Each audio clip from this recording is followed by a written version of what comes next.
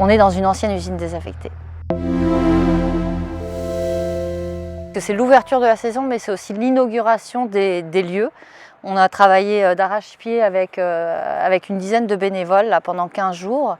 Il y a eu beaucoup de rangements, beaucoup d'aménagements. Et donc voilà, ce n'est pas une ouverture comme une autre, c'est l'ouverture de la saison pour, espérons, plein d'autres saisons. Couverture de la saison avec une magnifique expo qu'a fait Aurélie Grasset-Rifisaïdis. Je m'appelle Aurélie, je ramène les fantômes dans cette grande demeure qui a beaucoup d'histoire, qui est restée seule pendant longtemps. Donc là, d'être la première et d'exposer, je trouve ça très intéressant. Alors c'est très tourné autour donc, de l'animal et du fantôme.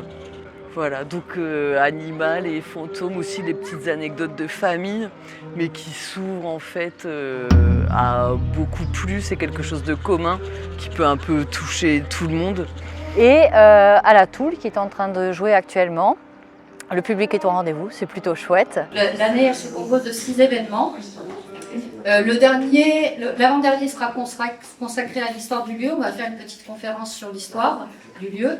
Et par contre, le dernier rendez-vous en octobre, ce ne sera pas du tout au début du mois, ce sera à la fin, parce qu'on aura des contes et toute une programmation sur la thématique d'Halloween. Voilà, donc 5 rendez-vous, premier samedi du mois, dernier rendez-vous, Halloween. Je vous souhaite une très bonne soirée. Merci.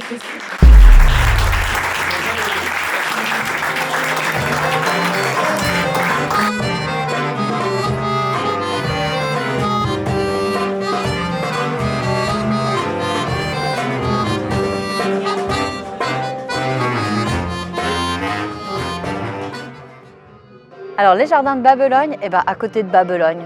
Babelogne, c'est une rivière qui se situe à Corbie. Donc on est quartier de la Neuville et on est un petit peu reculé, ce qui nous permet de ne pas embêter les voisins avec nos événements, ce qui nous permet aussi de faire du maraîchage. Les jardins de Babelogne, c'est un tiers-lieu. Il y a du maraîchage bio où on vend directement à la ferme. Et il y a également une association. Cette association, elle a 2 volets essentiels. Agriculture, comme ce soir, mais également nature et environnement. Donc l'idée, c'est de sensibiliser le jeune public et le grand public donc à la beauté de la nature, à la préservation aussi de l'environnement.